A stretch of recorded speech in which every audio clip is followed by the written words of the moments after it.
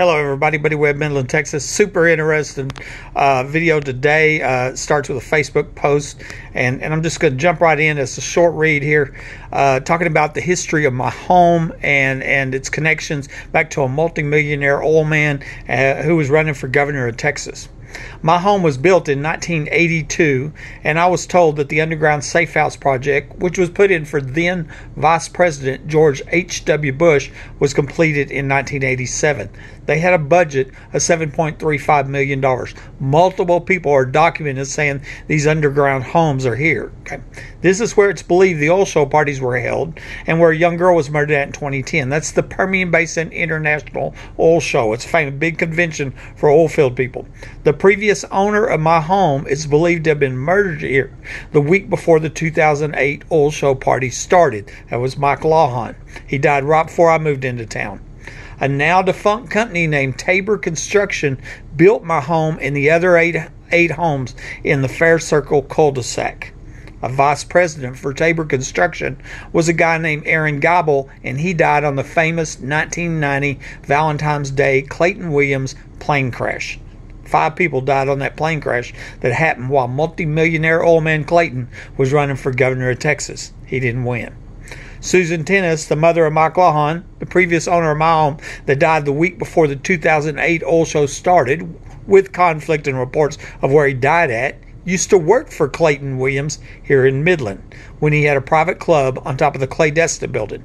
She was working at a country club in Fort Worth when Mike died. Susan died in 2016 of cancer. Another guy that died on the famous plane crash was Randy Kidwell, and he was the first husband of Suzanne Conaway. Her late brother, John Lejeron, used to live across the street from my home at 3809 Faircircle. Of course, Suzanne went on to marry former U.S. Congressman Mike Conaway. I told my story to Mike Conaway in 2015 and then met his staff, but he sent me on a dead end. He then surprise retired 2 weeks after I made a video of concrete being poured behind the Home Depot store in July 2019. I just showed Homeland Security 2 weeks earlier where I believed a tunnel was located going from there to my home and used for the oil show party murders. Okay? And so I suspect that Conaway's retirement was due to that, them getting caught pouring concrete, trying to cover up the murder of that little girl at the oil show party. Okay, and I'm going to show you. I just went, was doing research, Googling what I found. Tabor's no longer in business. Here it is, Tabor Construction. And so they were the builder of my home. I went to the courthouse and I looked up the deed history, and I went all the way back to find the builders. And notice that Tabor has a listed address at 3217 Mark Lane. And I went over to the Midland County Appraisal District and looked up the deed history for that house. And to my surprise, for that home that was listed address for Tabor Construction, my ER doctor used to own the same home. And my ER doctor turned out to be the brother-in-law of the ex-wife that I'd filed divorce on 5 days before, I was ambushed and shot. He was the doctor at the hospital on the night that them x-rays were faked. And he owned the same house that Tabor Construction owned. That's just, and that ain't even in this Facebook post, but that's a fact. And then here's the officers, directors of Tabor Construction, and this guy, Aaron Giebel, was one of them, okay? So I saw Aaron here, and it says Aaron was director of Clayton National Bank. Now, Clayton is a Clayton Williams enterprise, okay? That's what it is. And Clayton Williams is a famous multi-millionaire oil man, here in Midland. And so... and I'm just read this a little bit. On February 15, 1990, while returning to his hometown of Fort Worth aboard a Williams aviation plane, Aaron Giebel died. He was one of 5 business associates of Clayton Williams who perished in the crash of the plane there in Putnam. Okay, and it says 1 month later, Williams, who must have still been in shock after the tragic event, made his infamous gaffe oft repeated by his enemies. If it's inevitable, you might as well lay back and enjoy it. And he was talking about rape. And that gaffe cost him the election for the governor of Texas. He was running for governor of Texas at the time. And like I said, that was a month later when Williams made that famous comment about rape, and it wasn't very popular, And And so here is a news article about the famous plane crash, Valentine's Day plane crash. Clayton Williams, 5 associates go down while he's running for governor. Okay, now keep in mind, one of them guys was Aaron Giebel, and he was the vice president of the company that built my house. Okay, but another one was Randy Kidwell. Randy Kidwell, here showed he's vice president of Advanced Telecommunications.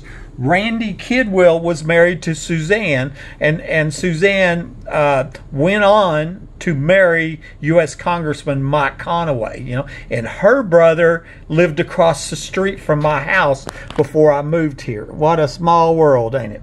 Okay, and there's Aaron Giebel, 63, president of government, and it's showing that he was director of Clayton National Bank, as well as being a vice president of Tabor Construction. So there's just some links back to my home. Okay, that's what I shared them.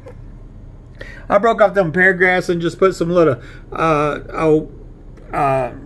proof, memes here. This one here was Layla Gallo O'Brien. She was the CAD programmer that told me she worked on this underground safe house project that was put in for the Bushes.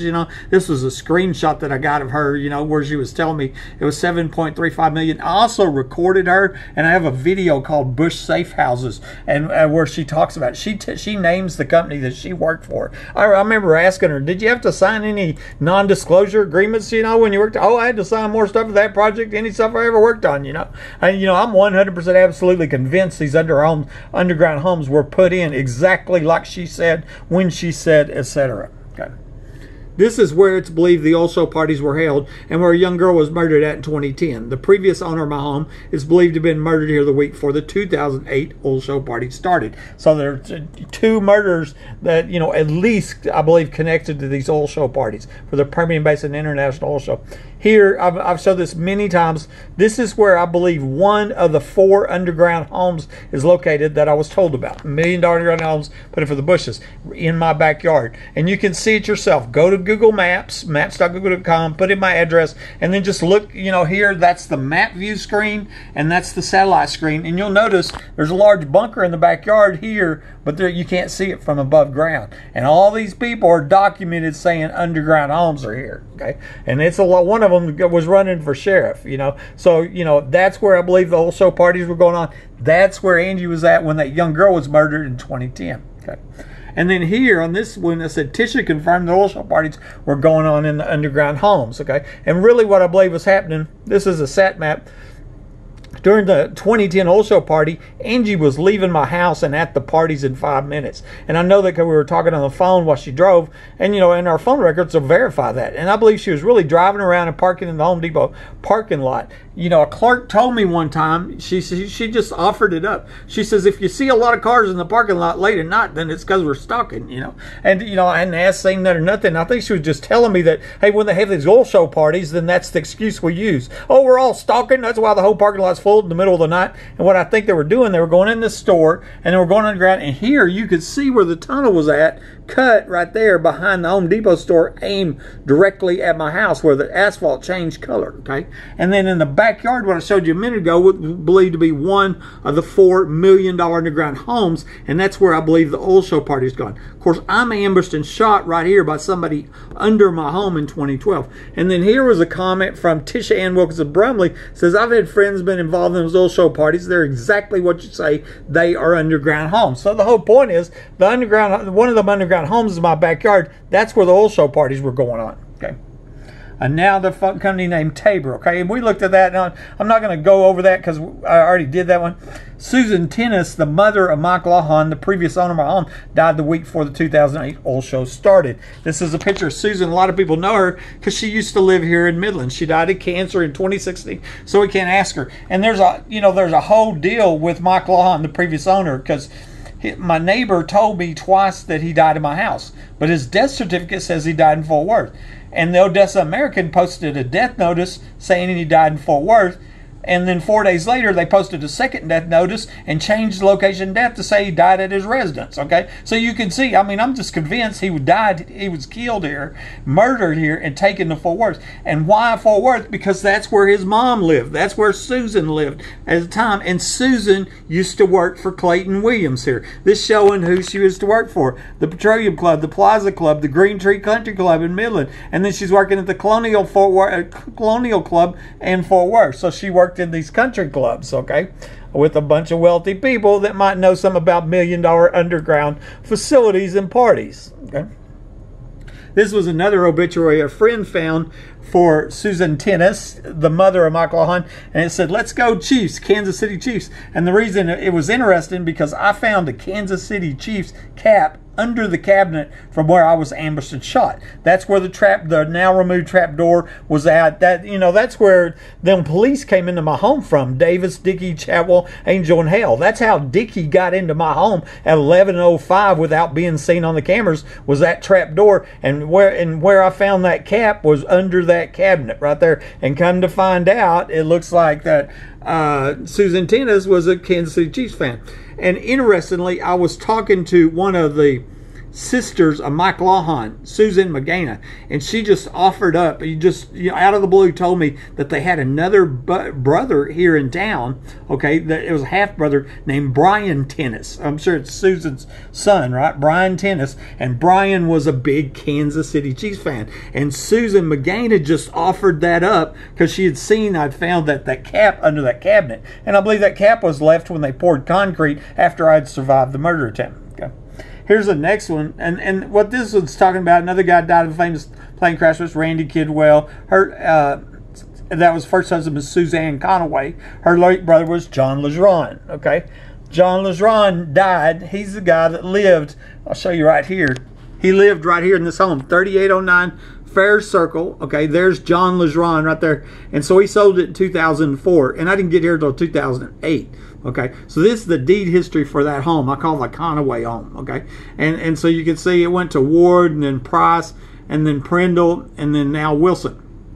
Notice I have a line for Daniel Price up here because this is the deed history for my home across the street. There I am. Mike Lawhon died in 2008. It was Brandy Merrill that sold it to Mike Lawhon, and then Morris Curtin. There's another one, Randy Offenberger. But the reason I have a line is because Brandy married Daniel, and they were living in this house when I moved here. I think that real possible Brandy Merrill and Daniel Price might know something about these underground homes, and if they do, they have information on capital murders, right? I mean, anybody who knows anything about the underground homes, it, you know, has information on capital murders. Okay, so here's John Lejeron, the brother of Suzanne Conaway, okay? And that's where I found this, and I was showing this going, here it is, Suzanne Conaway, okay? They had another sibling named Marsu Wilson. I thought that was interesting because the current owner of this home over here is William Wilson. And I'm going, I wonder if that home is still in the Conaway family, right? It's still in the family. I wonder if this home has a tunnel under it. That would be interesting, wouldn't it?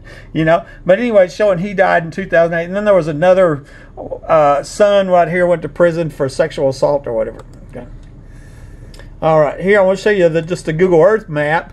Same thing. Okay, this is my home here, and this is where I was ambushed and shot right here. Okay, and it's also where it's believed the previous homeowner died. And directly behind the home's the Home Depot store. Here's that tunnel I was talking about that I believe was used for the people going to the oil show party. And in front of that's the big parking lot. You know, if you see a lot of cars in the parking lot. Over here is where it's believed one of the underground homes is located, the bunker that's over there, okay? And directly across the street is this what I call the Conaway home, the one with the pool here, okay? And that's the one where John Lejeron, the brother-in-law of U.S. Congressman Mike Conaway, lived. Okay. And then the last one here, I told my story to Conaway, U.S. Congressman Conaway, in 2015, and then met his staff, but he sent me on a dead end. Actually, he advised me to contact the U.S. Inspector General, and I did, you know, over 10 times and never got a call back. He then surprised me Conaway then surprise retired 2 weeks after I made the video of concrete being poured behind the Home Depot store in July 2019. I had just showed Homeland Security 2 weeks earlier where I believed a tunnel was located going from there to my home and used for the oil show parties. Okay, so what we got here is the overview, and I'm showing where I believe the tunnel was going from that store to my home and used for the oil show party murders. Okay, and here is behind Home Depot right here, and my house is on this side of that wall, and I was back here with Homeland Security showing them where I believe that human trafficking murder tunnel was at. This one right here. Okay, I was back there with them on July 17th, 2019. Okay, 2 weeks later, they're back there pouring concrete. You know, it looks like they were trying to cover up that capital murder, and that Homeland Security is now working for human traffickers that are murdering little girls that won't prostitute. Okay, and then 2 weeks after I got that on video, July 17, 2019, July 30, 2019, Conaway retires. Okay, isn't that interesting? And guess where his brother-in-law used to live? Across the street from my home. I suspected that Mike Conaway knows about the $1 million underground homes that was put in for the Bushes and used for the oil show party murders. This Buddy Webb, Midland, Texas.